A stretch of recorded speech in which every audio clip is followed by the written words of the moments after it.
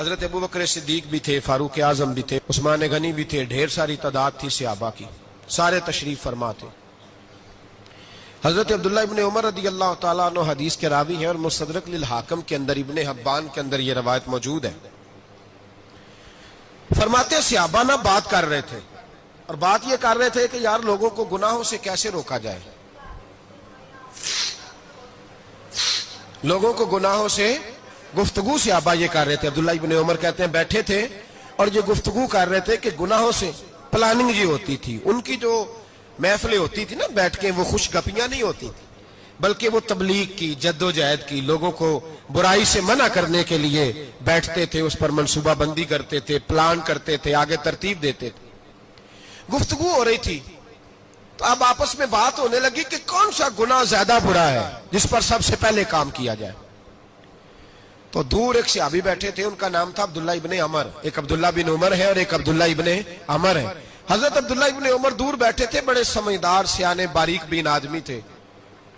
تو حضرت عمر فاروق اپنے بیٹے سے کہنے لگے جا عبداللہ ابن عمر سے پوچھ کے آ کہ سب سے سخت گناہ کون سا ہے۔ توجہ ہے میرے بھائیوں، ادھر دیکھیے گا میری جانب، پوچھ کے آ کہ سخت گناہ کون سا ہے۔ عبداللہ بن عمر رضی اللہ تعالیٰ عنہ کی خدمت میں جب عبداللہ ابن عمر گئے تو جا کے کہنے لگے کہ صحابہ پوچھتے ہیں کہ آپ نے زیادہ وقت گزارا ہے نبی رحمت صلی اللہ علیہ وسلم کے پاس، تو بتلائیے برا گناہ کون سا ہے، سب سے سخت گناہ، تاکہ سب سے پہلے اس پر پابندی لگائی جائے، اس پر محنت کی جائے۔ تو حضرت عبداللہ ابن عمر کہنے لگے صحابہ کو جا کے بتا دو کہ سب سے برا گناہ شراب پینا ہے، سب سے برا گناہ، اور یہ ام الخبائث ہے، برائیوں کی جڑ ہے، گناہوں کی ماں ہے، یہ بنیاد ہے، باقی گناہ اسی سے شروع ہوتے ہیں۔ کہتے ہیں میں نے آ کے بتایا تو حضرت ابو بکر صدیق رضی اللہ تعالیٰ عنہ سیدنا فاروق اعظم کہنے لگے خود جاتے ہیں، ان کے پاس خود جاتے ہیں، چونکہ ہم نے بات سننی ہے ہم خود جاتے ہیں اور ان سے جا کر کے سوال کرتے ہیں کہ اگر آپ کو اس تفصیل کا پتہ ہے نا تو اس کے پیچھے بھی کوئی تفصیل ہوگی جو میرے نبی پاک نے بیان کی ہوگی صلی اللہ تعالی علیہ وسلم، اس تفصیل کا بھی آپ کو پتہ ہوگا جو نبی پاک نے بیان کی ہوگی، اس بات کے پیچھے جو بیک گراؤنڈ ہے، جو پس منظر ہے۔ فرماتے ہیں کہ ہم اٹھے، عبداللہ ابن عمر کے پاس گئے، ان سے جا کے پوچھا کہ جناب آپ نے یہ تو فرمایا ہے شراب ام الخبائث ہے، تو اس کے پیچھے پس منظر کیا ہے؟ تو عبداللہ ابن عمر کہنے لگے یہ میں نے اپنے پاس سے نہیں کہا، یہ میں نے نبی پاک سے سنا ہوا ہے۔ حضور سید عالم صلی اللہ علیہ وسلم بیٹھے تھے تو حضور نے فرمایا شراب، یہ نشہ، یہ برائیوں کی ماں ہے۔ اور پھر حضور نے ایک مثال بیان فرمائی، نبی رحمت علیہ السلام نے فرمایا بنی اسرائیل کا ایک واقعہ ہے، ایک خوبصورت جوان تھا، تو ایک عورت کا دل آ گیا اس پر۔ یہ یاد رکھ لیں، ہم لڑکوں کو منع کرتے رہتے ہیں لیکن ہمیں گھر کی بچیوں پر بھی توجہ دینی ہوگی، ہمیں ان کے فون پر بھی نگرانی کرنی ہوگی، ہمیں وہاں بھی غور کرنا ہوگا، اس لیے کہ اگر کوئی بچی گنجائش نہ دے تو میرا خیال ہے کہ لڑکا جرأت کرنے کی طاقت نہیں رکھتا، تو وہاں بھی ان کی اماں سے کہے کہ پابندی لگائے، بچی کسی کا موبائل لے کر کے کہیں اس کو استعمال تو نہیں کر رہی، اس پودے پر بھی توجہ دے، درخت بننے سے پہلے اس کی بھی نگرانی کریں، یہ بھی بڑا ضروری کام ہے۔ عورت کا دل آ گیا تو نبی پاک علیہ السلام فرماتے ہیں اس نے کوئی بہانہ لگایا، کسی کو کہا کہ اس نوجوان کو بلا کے لاؤ، اس کو کہو کہ ہم نے کوئی گواہی لینی ہے تجھ سے۔ وہ نوجوان آیا، ایک کمرے میں داخل ہوا تو اگلے کمرے میں لے گئے، وہاں داخل ہوا تو اس سے اگلے کمرے میں لے گئی، وہ داخل ہوا تو اسی طرح 7 مکفل کمروں میں لے گئی۔ میرے کریم رسول میرے محبوب پاک علیہ السلام فرماتے ہیں، صحابہ کو سمجھا رہے ہیں میٹھے لب و لہجے میں، فرماتے ہیں جب سب سے پچھلے کمرے میں لے گئی تو ایک لڑکا بندھا ہوا تھا وہاں رسیوں سے، شراب کا پیالہ پڑا ہوا تھا، اور بی بی کہنے لگی کوئی گواہی شواہی نہیں لینی، تجھے اس لیے بلایا ہے کہ تیرے اوپر دل آ گیا ہے، اب میرے ساتھ منہ کالا کر۔ تو وہ جوان کہنے لگا نہیں، میں نے اپنے نفس کو پاک رکھا ہوا ہے، میری نظر بھی پاک ہے، دل بھی پاک ہے، اور اس کی برکت یہ ہے کہ رب نے میری روح کو بھی پاک رکھا ہوا ہے، تو میں یہ حرکت نہیں کر سکتا۔ پاک لوگ پلید کاموں کی جانب توجہ نہیں کرتے، میں یہ حرکت نہیں کر سکتا۔ اقبال نے اپنے بیٹے کو دعا دی تھی، اس نے کہا تھا حیا باقی نہیں ہے زمانے کی آنکھ میں، خدا کرے کہ رہے تیری جوانی بے داغ، خدا کرے کہ رہے تیری جوانی بے داغ۔ کہا میرے ساتھ منہ کالا کر، اس نے کہا میں نہیں کرتا۔ کہنے لگی چل پھر اس کو قتل کر، اس کو میں نے باندھا ہوا۔ اس نے کہا میں قتل کیوں کروں، میری کیا دشمنی ہے؟ کہا پھر شراب پیو۔ کہا میں شراب بھی نہیں پیتا۔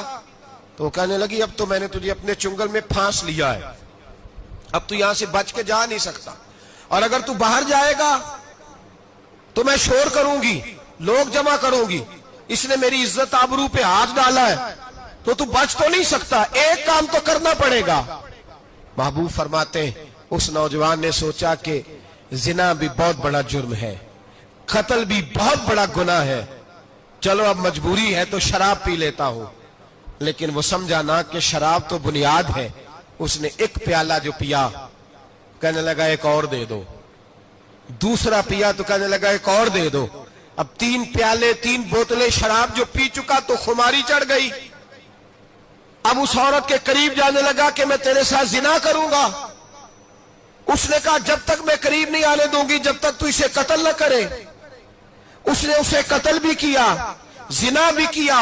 تو محبوب فرمانے لگے یہ قتل اور زنا جو ہوا ہے تو یہ شراب کی وجہ سے ہوا ہے۔ گویا شراب وہ جرم ہے جو قتل بھی کرائے گی، جو زنا بھی کرائے گی۔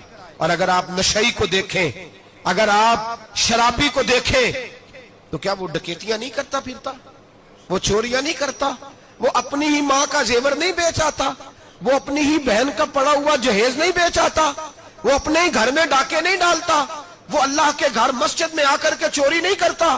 وہ صرف اس لیے کرتا ہے کہ یہ نشہ، یہ شراب، یہ ماں ہے گناہوں کی، یہ جڑ ہے۔ ملت کے لوگوں یاد رکھو، ایک صحابی تھے نعمان بن عبداللہ، کیونکہ عرب کے لوگ شروع سے شراب پیتے تھے، حرام نہیں، بعد میں حرام ہوئی۔ ایک دن غلطی ہو گئی، شراب پی لی، پھر سے بھول گئے۔ اب کسی نے پرچہ نہیں کٹایا، مخبری نہیں کی، شکایت نہیں لگائی۔ جب نشہ اترا تو خود ہی خیال آیا یہ میں کیا کر بیٹھا ہوں، خود احساس تو احساس بھی نہیں نہ ہوتا۔ دوڑے آئے نبی پاک کی بارگاہ میں اور آ کے ہاتھ باندھے، یا رسول اللہ صلی اللہ علیہ وسلم مجھے پاک کر دیں۔ آقا اور روتے جا رہے۔ حضور نے صحابہ سے کہا دیکھو اس کے منہ سے شراب کی بدبو آتی ہے؟ کہا حضور آ رہی ہے۔ ماں زیادہ پیار کرتی ہے جو رسول پاک؟ باپ زیادہ پیار کرتا ہے کہ نبی پاک؟ حضور بھی رحمت للعالمین ہے امت کے لیے، لیکن جب ثابت ہو گیا نا کہ شراب پی ہے تو پھر میرے محبوب نے فرمایا اب اس کی اصلاح ضروری ہے، حکم دیا۔ اور جب بات کی تو جاہو جلال کے عالم میں کی، روب اور دبدبے، فرمایا لے جاؤ باہر، ستون سے باندھو، کوڑے مارو۔ حضرت ابو ہریرہ کہتے ہیں اسے کوڑے لگ رہے تھے، کوڑے۔ تو میرے نبی پاک اندر بے چینی کے عالم میں ٹہل رہے تھے، کبھی ادھر جاتے کبھی ادھر جاتے، کبھی ادھر آتے کبھی ادھر۔ یا رسول اللہ صلی اللہ علیہ وسلم آپ اس کے لیے یہ کر رہے تو شراب پی کے آیا ہے۔ تو میرے حبیب نے فرمایا تو نے غلطی کرنا دیکھا ہے، احساس کرنا نہیں دیکھا، خود چل کے آنا معافی مانگنا نہیں دیکھا؟ میرے نبی پاک نے فرمایا غلطی ہوئی ہے تو میں نے سزا بھی دی ہے اور مجھے امید ہے آئندہ غلطی کرے گا بھی نہیں۔ لیکن غلطی ہو گئی تو کیا ہوا، وہ خدا سے بھی پیار کرتا ہے، محمد مصطفیٰ سے بھی پیار کرتا ہے۔ ان لوگوں کو معاشرے سے کاٹے نا، ان کو